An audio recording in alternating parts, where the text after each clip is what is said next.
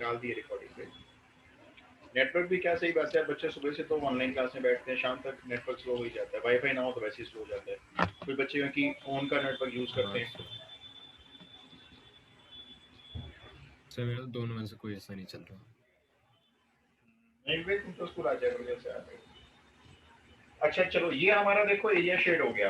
अब हम इसकी एक फाउंडेशन बनाएंगे, इंटीग्रल लिखेंगे। अच्छा ये बताओ एक्स एक्सिस पे कौन सा एरिया निकालेंगे बुरंगी? 0 से 4 तक अगर इंटीग्रेट करते हैं तो मैं एक्स एक्सिस पे एरिया पूछ रहा हूँ, एक मिनट जरा आप लोग शांत रहिएगा, बोलो। इलिप्स का। तो इधर गुरांगी ने कहा है हम इलिप्स का एरिया निकालेंगे 0 से लेकर 4 तक। ये बिल्कुल ठीक है क्योंकि इलिप्स अपने अंडर में इतना एरिया कवर करता है। अब देखो इलिप्स में से आपको y की वैल्यू चाहिए ना, अगर हमने याद की हुई है तो फटाफट से लिख देंगे y की वैल्यू। यहां से y की वैल्यू आती है b बाई ए। जरा b देखो क्या है इसमें, b 3/4। 3/4 करेक्ट। 3/4 अंडर रूट ए स्क्वायर माइनस एक्स स्क्वायर। ए स्क्वायर क्या है इसमें? 4। 16। ये 16 16 है ना, माइनस ये ए एक्स स्क्वायर की स्क्वायर। जगह है तो इसको लिख दो 4 square minus x square dx. देखो अगर ये वैल्यू याद है तो हमारा काफी सारा टाइम बच गया, वरना आपको यहाँ से y की वैल्यू निकालनी पड़ती। ये निकल गई y की वैल्यू। इलिप्स को 0 से 4 तक इंटीग्रेट कर रहे हो, एक्स एक्सिस पे कर रहे हो, तो ये पूरा एरिया कवर हो रहा है। क्या पूरा एरिया चाहिए आपको ये वाला? माइनस लाइन की कर देंगे। सर बिल्कुल सही लाइन कह का रहे कर लेंगे हो। माइनस। ये लो जी लाइन का करते हैं सेम। 0 से 4 लाइन के अंडर का एरिया चाहिए, तो लाइन की इक्वेशन से y निकाल लेते हैं।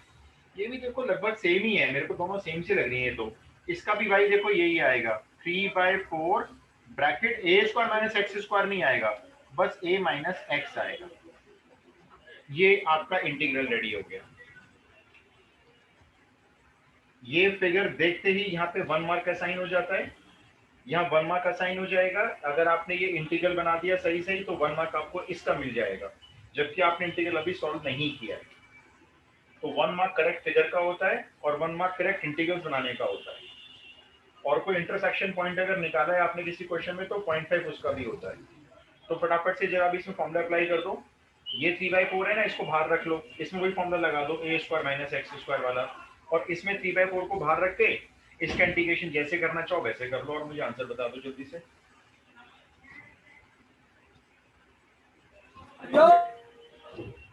सर हाँ बोलो अरे।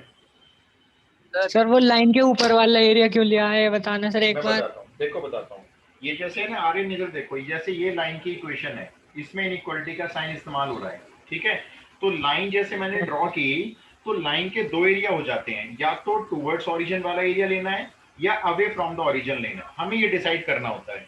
तो हम इस पूरे कार्टेशियन प्लेन से कोई भी एक पॉइंट उठा लेते हैं। मैंने सबसे आसान पॉइंट चुना 0,0, इसको उठा लिया, 0,0 लिया, और इसको जो लाइन की इनइक्वालिटी वाली इक्वेशन है उसमें डाल दिया। तो देखो 1 को 1 लिखा इधर मैंने, x 0 हो गया, y 0 हो गया, राइट हैंड साइड पूरी 0 हो गई। अब मैंने इसको रीड किया ये ट्रू है या फॉल्स है। मैंने देखा 1 लेस देन 0 आ रहा है, ये तो फॉल्स है, ये तो नहीं हो सकता। अगर ये फॉल्स है तो जो पॉइंट आपने उठाया था, ये ओरिजिन उठाया था मैंने, तो उस तरफ आप नहीं जाओगे, वो एरिया नहीं लेंगे। तो इसलिए हमने उसका उधर का एरिया ले लिया लाइन का। Okay sir.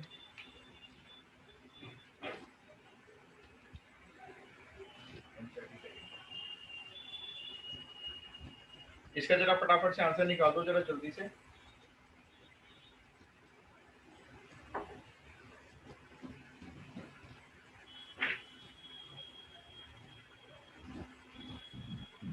सर y को क्या लिखते हैं तो बता दो। दोबारा पूछना क्वेश्चन अपना,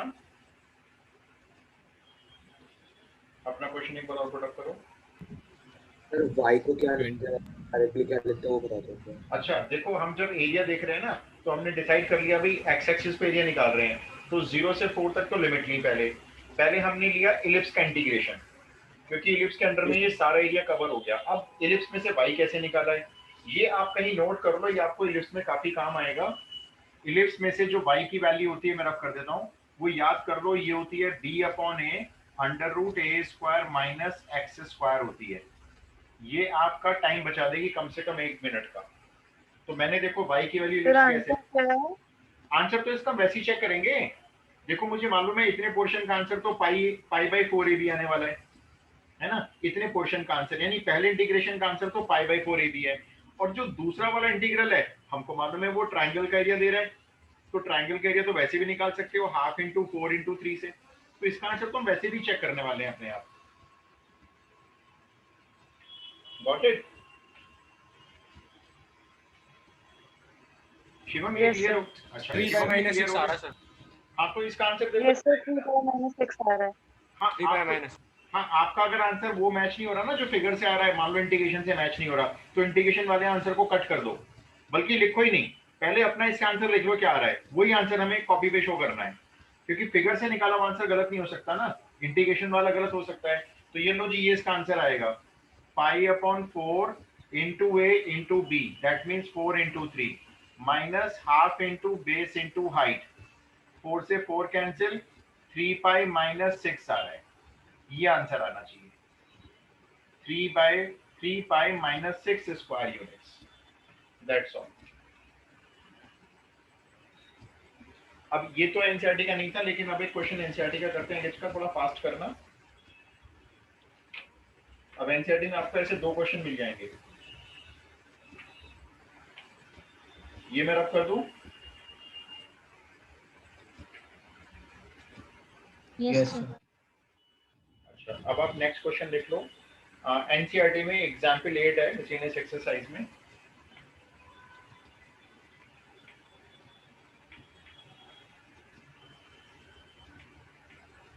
फिगर वगैरह सब आपने ड्रॉ करनी है।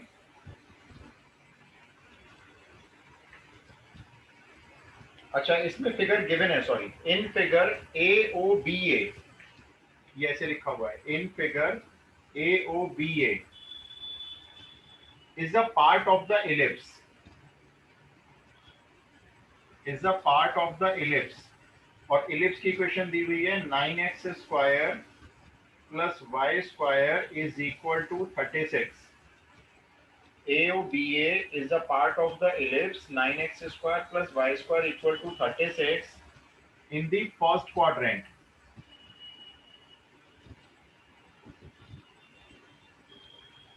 In the first quadrant, और ये दी हुई है डायमेंशंस, OA 2 दिया हुआ है और OB 6 दिया हुआ है। फिगर में ड्रॉ कर दूंगा अभी, गिवन है क्योंकि। Find the area, find the area between the arc AB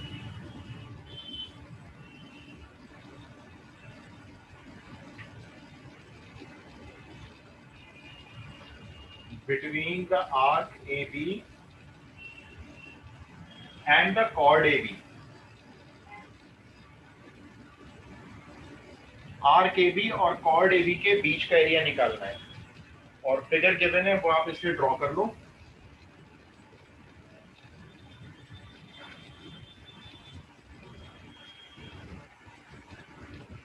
ये आप कह सकते हो वर्टिकल वाला एलिप्स है,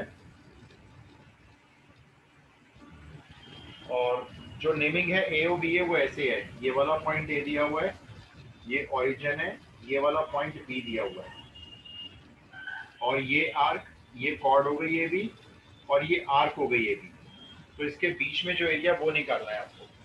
मेरे हिसाब से तो सेम ही क्वेश्चन है। OA की लेंथ 2 है और OB की लेंथ 6 है, तो ये 2 है, ये 6 है, सेम ही क्वेश्चन है। कौन सा ये 3 पाई माइनस 6 आएगा, सेम आंसर आएगा बिल्कुल, 3 पाई माइनस 6, करेक्ट। ये देखो, ये वही क्वेश्चन है ना, लेकिन अब बोर्ड में इसको ट्रांसफॉर्म करके वैसे बना दिया जैसे हमने यूज किया था अभी, क्वेश्चन वही है, और एरिया आपको खुद शेड करना है फिगर में, ये वाला एरिया है। इसमें मालूम क्या खास बात है इस क्वेश्चन में? वैसे ही होगा। इसमें ना ये जो कॉर्ड है, ये जो कॉर्ड ज्वाइन कर रही है ना इन दोनों को, इसकी इक्वेशन नहीं है देखो, तो ये तो मालूम चल गया हमको, 0 से लेके 2 तक इलिप्स का एरिया लेंगे, उसमें से माइनस करेंगे 0 से लेके 2 तक लाइन का एरिया, AB लाइन का एरिया, उस AB जो कॉर्ड है जो लाइन के अलोंग जा रही है कॉर्ड, ये उसकी इक्वेशन बना के दिखानी पड़ेगी आपको। उसकी इक्वेशन आपको शो करनी पड़ेगी। लास्ट क्वेश्चन में इक्वेशन गिवन थी तो हमने सीधा सीधा एरिया शुरू कर दिया था। सर 2,0 और 0,6 जो पॉइंट उनमें से कर लेंगे ना। बिल्कुल बिल्कुल, वो आपको ना ये फ्रेम करके देनी है इक्वेशन, उसके मार्क्स अलग से मिल जाएंगे। ये 2 0 है और ये 0 6 है। तो पहले आप equation of chord A B बनाओगे, सबसे पहला काम बना लो। 2 पॉइंट से हमने ट्राइंगल के क्वेश्चंस किए थे, इक्वेशंस बनाई थी हमने। बना लो आराम से अपने आप, सब लोग बना लो और फिर एरिया फटाफट से स्टार्ट कर दो। थोड़ा जल्दी करना है, एनसीईआरटी का क्वेश्चन है, लिख देते हैं यहाँ पे एनसीईआरटी।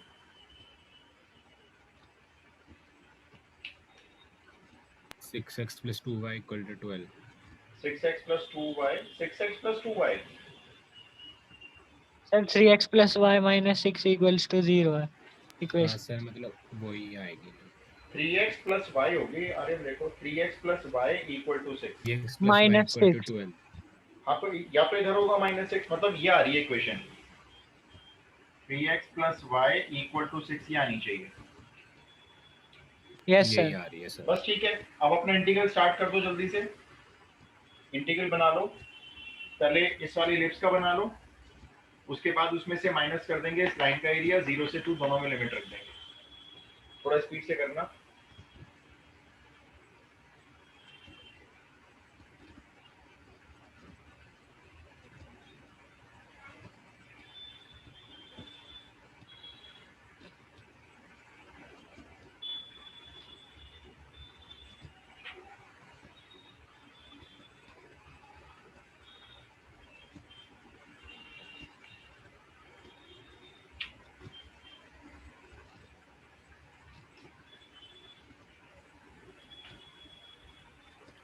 बस इसको वाइंड अप कर देते हैं, इसमें काफी कुछ हमारा हो गया।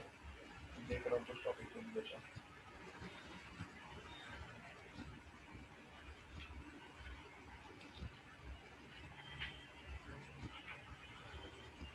सर हाँ बोलो, शुभ बोलो। सर मेरी question x plus 3y is equal to 6 आ रही है।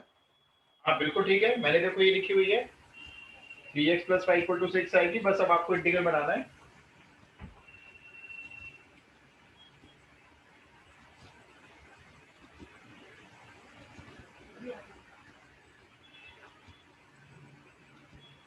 एरिया आपका बनेगा 0 से 2 y of ellipse. y of ellipse यहाँ से निकालते हैं तो ये आएगा under root 36 minus 9x square, फिर माइनस करेंगे 0 से 2 y ऑफ लाइन, ये आएगा 6 माइनस 3x।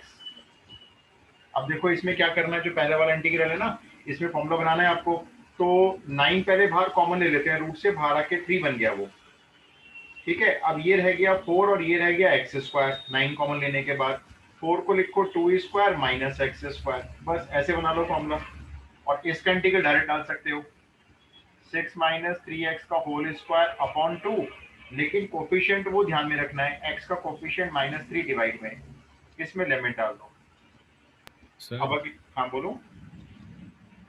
सर जो हमें दी हुई है इक्वेशन 9x² + y² 36, उसमें हम राइट हैंड साइड पे 1 नहीं रखे देंगे, डिवाइड करके 36 को पूरी कैसे मर्जी कर लो, हमें तो भाई जो भी कर्व की इक्वेशन होती है, चाहे वो स्टैंडर्ड फॉर्म में इलिप्स की इक्वेशन दी है नहीं दी है, हमें तो y निकालना है उसमें से।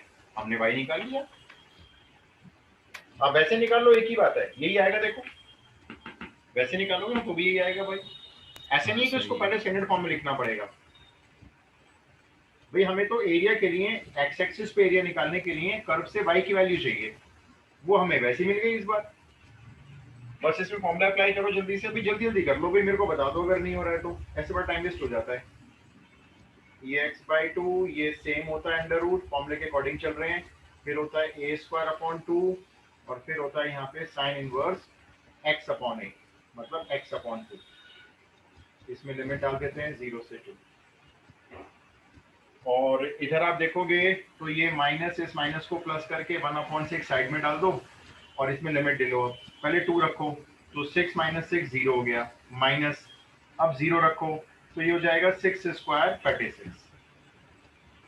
इसको सॉल्व कर लो, पहले जितने x है सबको 2 रख दो, 2/2, 2 square minus 2 square 0 plus 2 square upon 2 2 sine inverse 1 minus, अब 0 रखोगे तो ये 0 हो जाएगा और साइन इनवर्स 0 भी 0, तो लोअर लिमिट इसकी सारी 0। ये 6 से काटो 36 माइनस 6, इसको सॉल्व कर लो, ये तो 0 ही हो गया ना, ये 2 पाई बाई 2 हो गया, 3 पाई माइनस 6 आंसर हो गया। मुझे बस डर लगता है इस वाले इंटीग्रल से, बहुत बच्चे इसको पता नहीं फॉर्मूला पुट करने के बाद लिमिट पुट करते हुए गलती करते हैं। जैसे बोर्ड में कॉपी चेक करने जाओ, देखिए कॉपी जिस तरह से, तो अब दुख भी होता है कि बच्चे ने सब कुछ ठीक कर दिया, इंटीग्रल में वैल्यू पुट नहीं कर पाया प्रॉपर। सर एक बार आप ये जो इंटीग्रल है बता दो, इसमें कैसे वैल्यू पुट करते हैं जो रूट में आता है? ये जो मैंने वैल्यू पुट करनी है, अपर लिमिट जो पुट की है, यस सर।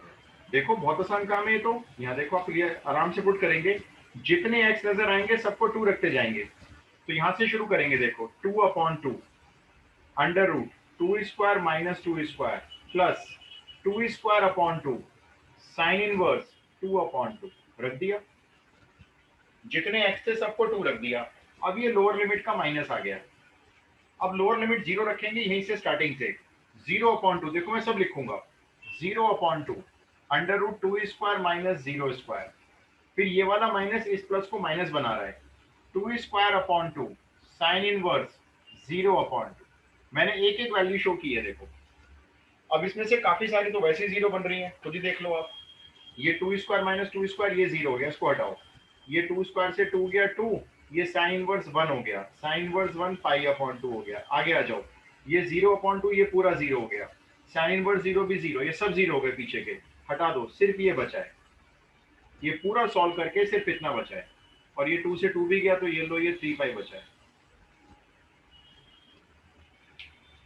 ये तो बहुत आसान काम है।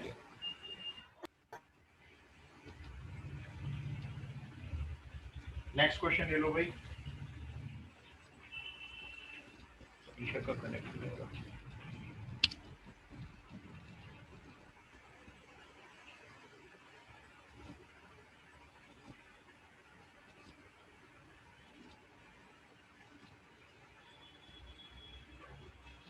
आपका इलिप्स हो गया, सर्कल हो गया, मॉडुलस हो गया, अब आपके रह गए साइन और कॉस वाले फंक्शंस रह गए। अब साइन और कॉस वाले ग्राफ कर लेते हैं बस, और कुछ क्वेश्चन एनसीईआरटी के हैं थोड़े से अलग से, वो भी कर लेते हैं। अच्छा जी, ये एनसीईआरटी मिसलेनियस का क्वेश्चन है, तो आप यहाँ डाल देना NCERT, find the area bounded by the curve y is equal to sin x, y is equal to sin x between x equal to 0 and x equal to 2 pi। 0 से 2 पाई तक sin x का जितना area bound हो जाए वो निकालना है using integration. 0 से 2 पाई तक जितना एरिया बाउंड हो जाए इसका।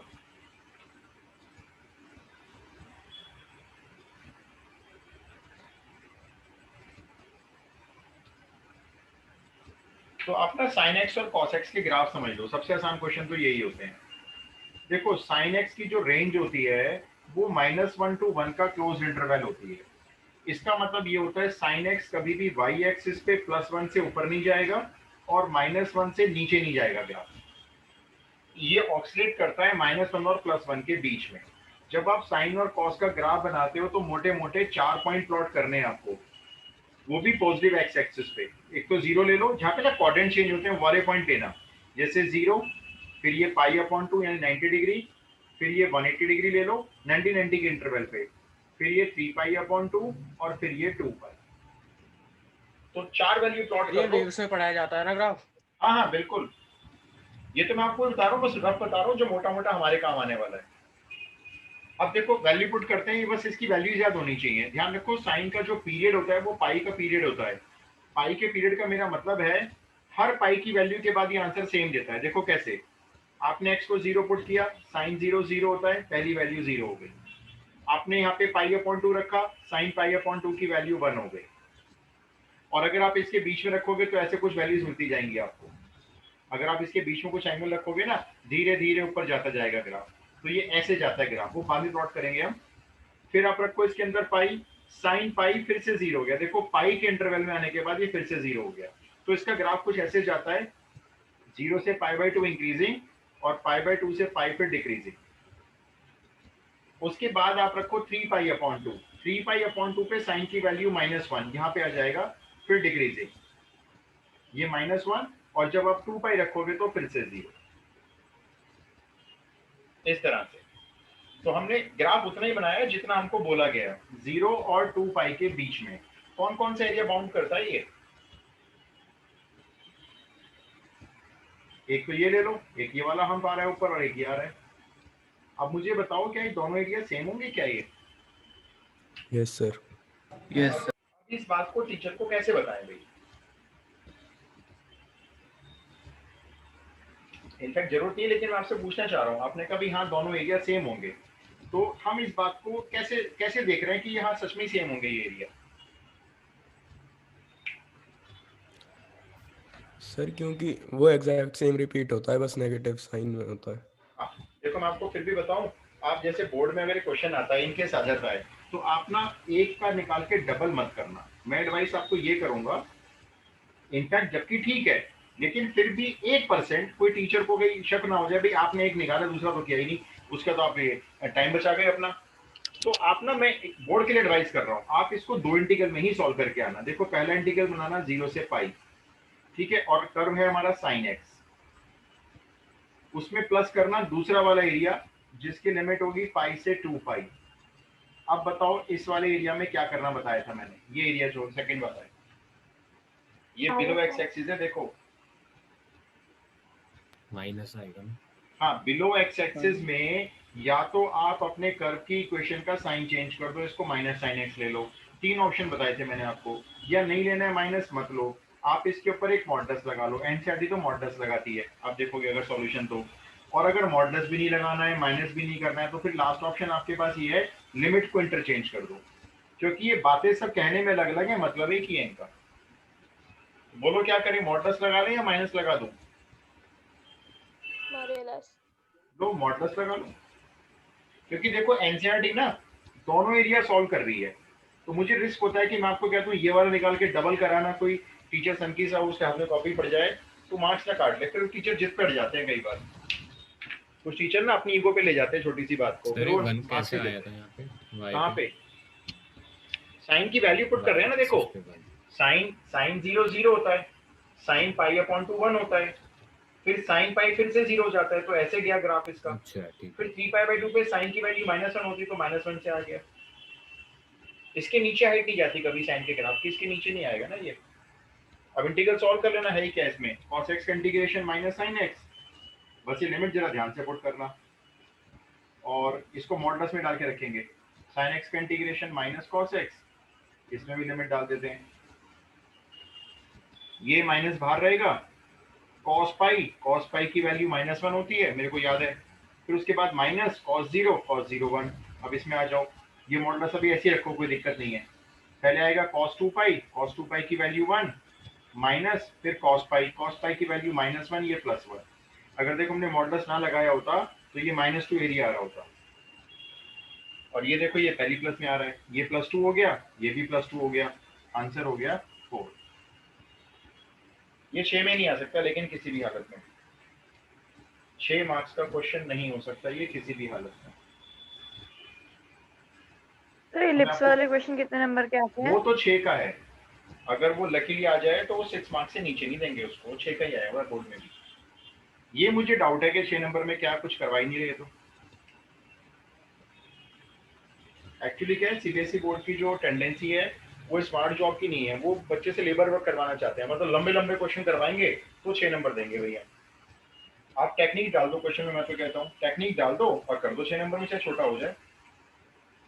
अच्छा अब हम करते हैं जरा साइन कॉस के एक क्वेश्चन वैसा जो थोड़ा अच्छा सा है, मतलब इसे प्रैक्टिस के लिए क्वेश्चन लिख लो, ये रफ कर दूं मैं अगर ये हो गया है तो। Yes sir. ये सिंपल साइन का क्वेश्चन था,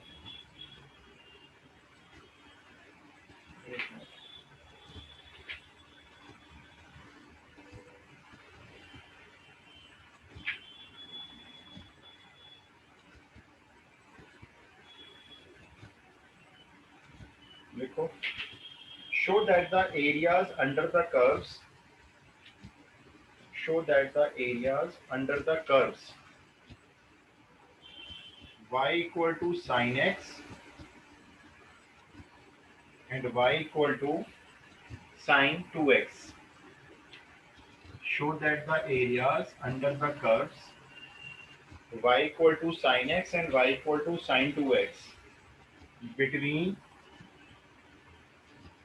x equal to 0 and x equal to pi upon 3. 0 और पाई अपॉन 3 के बीच में इन दो कर्व्स के जो अंडर का एरिया है आर इन द रेशियो 2:3. ये शो करना है.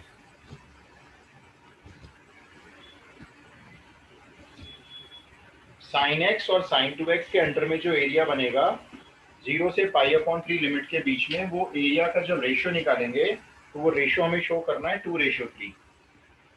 आप एक काम करो, 0 से पाई अपॉन 3 कह रहा है ना, आप 0 से पाई अपॉन 2 तक का इंटरवल लेके sin x का ग्राफ बना दो. इसका बना लो, इसका मैं बना देता हूँ. चलो आपको समझा भी दूंगा कैसे बनाओगे sin 2x का. भाई पाई अपॉन 3 लिमिट दे रखी है, उसके ऊपर तो जा ही नहीं रहा, तो हम आगे क्यों बनाए? इसलिए जैसे ये 0 है ना, ये ले लेते हैं पाई अपॉन 2, इसके बीच में पाई अपॉन 3 आ जाएगा. तो sin x का आप बना लो जरा.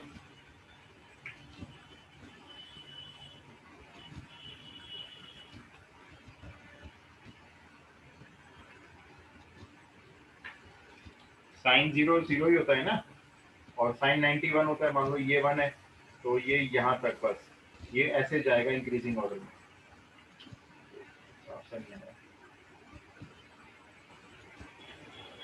ये हो गया, बस ये आपका ग्राफ हो गया. यहाँ पे एरो डाल के लिख दो y equal to sine x हो गया. ये y equal to sine x हो गया. अब बनाते हैं sin 2x. चलो बताते जाना, मैं वैल्यू पुट करते जाऊंगा. वैसे तो देखो इनकी ना कर्व स्केचिंग अलग से सीखी जाती है कि जब साइन का एंगल डबल हो जाएगा तो इस ग्राफ पे क्या असर पड़ेगा, या इधर साइन के एंगल में डबल करके +3 हो जाएगा, +1 हो जाएगा, तो ये ग्राफ कहाँ थोड़ा सा फ्लक्चुएट कर जाएगा. तो हम इतना सब कुछ नहीं सीखेंगे क्वेश्चन के लिए. हम नॉर्मल वे में चलते हैं. x को 0 पुट करते हैं तो sin 0 0 होता है, sin 2x भी यहीं से स्टार्ट होगा. अच्छा, अगर मैं x को सीधा पाई अपॉन 2 रख लूं, सीधा पाई अपॉन 2, तो देखना ये कितना हो जाएगा, sin 2 पाई अपॉन 2 sin पाई 0 हो जाएगा. इसका मतलब 0 पे भी 0, पाई अपॉन 2 पे भी 0. यहाँ पे कुछ ऐसे जाने वाला है ऊपर की तरफ. अभी देखते हैं कैसे, कहाँ पे ऊपर जाएगा. अब रैंडम वैल्यू लेंगे, देखो 0 और पाई अपॉन 2 के बीच में एक ले लेते हैं 45. मान लो 45 डिग्री अगर यहाँ रखा जाए तो 2 इंटू 45 1 हो गया. तो यहाँ पे तो ये 1 अपनी हाइट से ऊपर, यहाँ से ऊपर नहीं जा सकता. ये साइन की वैल्यू मैक्सिमम 1 होती है. तो अब मेरे को थोड़ा सा आइडिया लग रहा है कि ये शायद ऐसे जाएगा और फिर यहाँ से ये 0 ऐसे हो जाएगा. क्या ये क्लियर है? Yes sir. अच्छा. Yes sir. अब ये मेरा पाई अपॉन 4 है पॉइंट. अभी बताओ पाई अपॉन 3 कहाँ पे है? भाई पाई अपॉन 3 तक एरिया लेना है ना, वो कहाँ पे है मेरा? 4 पाई अपॉन 2 के बीच में. बिल्कुल, पाई अपॉन 4 और पाई अपॉन 2 के बीच में है. अब मेरे को दूसरा शक ये लग रहा है कि ये दोनों जो साइन के ग्राफ एक दूसरे को कट कर रहे हैं ना, कहीं यही पाई अपॉन 3 ना हो. मैं इस शक को दूर कैसे करूं? पता चला यही पाई अपॉन 3 है परपेंडिकुलर ड्रॉ करने पर. क्या करूं? तो दोनों इक्वेशंस में पाई अपॉन 3 पुट कर दें. अगर दोनों y की वैल्यू सेम आ गई तो यही होगा पाई अपॉन 3. देखो क्या करना है हमें इंटरसेक्शन पॉइंट तो निकालना ही है ये वाला. तो हम दोनों इक्वेशन को क्यों ना सॉल्व कर लें. sin x equals to sin 2x. मैंने दोनों y की वैल्यू को आमने सामने रख दिया. sin 2x की मैंने आइडेंटिटी ओपन कर दी, 2 sin x cos x. फिर इधर लाके इसको माइनस कर लिया, या sin x को इधर जाके माइनस कर लो, एक ही बात है. उसके बाद मैंने sin x यहाँ से कॉमन ले लिया, यहाँ रह गया 1 माइनस 2 cos x. या तो sin x 0 है, अगर sin x 0 है तो वही x की वैल्यू 0 है, यानी कि दोनों कर्व x इक्वल टू 0 पे कट करेंगे. वो तो कर रहे हैं, ये रहे यहाँ से शुरू हुए हैं. अब एक बार ये ले लो, यहाँ से आएगा 2 cos x इक्वल टू 1, यानी cos x आएगा हाफ. और देखो x की वैल्यू, शक हमारा पूरा सही था, x की वैल्यू पाई अपॉन 3 आ रही है. तो अब हम जब ये परपेंडिकुलर यहाँ से नीचे ड्रॉ करेंगे तो पाई अपॉन 4 के थोड़ा सा आगे होगा, और जो ये 5/4 हटा दो, ये शो नहीं कर रहे, इसकी जरूरत नहीं ना क्यों शो करे, तो ये वाला पॉइंट रख लेते हैं π/3। अब बताओ दो एरिया कौन कौन से हैं, एक इस कर्व के अंडर में चाहिए 0 और π/3 के बीच में, एक इस कर्व के अंडर में चाहिए, और फिर दोनों का एरियाज का रेशियो 2:3 प्रूव करना है। बिल्कुल सिंपल एरिया है। देखो ये वाला जो कर्व है ये sin x का, यहाँ लिख देते हैं, यहाँ ठीक रहेगा, ये sin x वाला कर्व है। तो पहले एरिया ले लेते हैं sin x वाले कर्व का, 0 से π/3, बिल्कुल सिंपल है sin x। मेरे को तो पता नहीं चल रहा हमने फिगर ड्रॉ क्यों की, जरूरत ही नहीं है फिगर की, कोई एरिया बाउंड तो करना नहीं है भाई, शेडेड एरिया निकालो, ये वाला कॉमन एरिया, दोनों का एरिया अलग अलग निकालना है। और इसके रेशियो में, ये रेशियो का साइन बनाया देखो मैंने, इसके रेशियो में फिर से एक इंटीग्रल लेते हैं 0 से π/3, सेम 0 से π/3 इस वाले कर्व का एरिया। अच्छा बताना वैसे इनमें से ज्यादा एरिया किसका आ रहा है आपके हिसाब से? sin x तो नीचे वाला कर्व है ये रहा, और sin 2x ऊपर वाला कर्व है ये रहा यहाँ पर। टू एक्स बिल्कुल sin 2x का थोड़ा सा एरिया ज्यादा है, तभी तो रेशियो 2:3 है ना। देखो बस ये आपको कैलकुलेशन करके दिखानी है बस। तो इधर ये वाला एरिया चलाओ, इधर ये वाला एरिया चलाओ, और देखो दोनों इंटीग्रल को सॉल्व करके जो वैल्यू आएगी उसका रेशियो 2:3 होना चाहिए। तो बेकार हमने इसमें ग्राफ को बनाने में काफी मेहनत की। हाँ लेकिन अगर ये क्वेश्चन आ जाए find the area between this sin x and sin 2x and 0 से π/3, तो फिर हमें ये कर्व ड्रॉ करके ये वाला एरिया शेड करना पड़ता। ये कॉमन एरिया था दोनों कर्व के बीच का, in between the two curves. ऐसा कुछ इस क्वेश्चन में है नहीं, चलो फिर भी ग्राफ तो बनाना ही पड़ता, तो बना लिया हमने बस।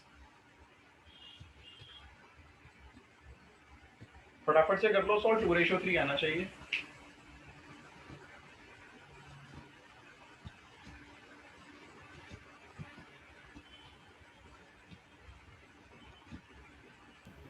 सर एक बार और बता दोगे सर?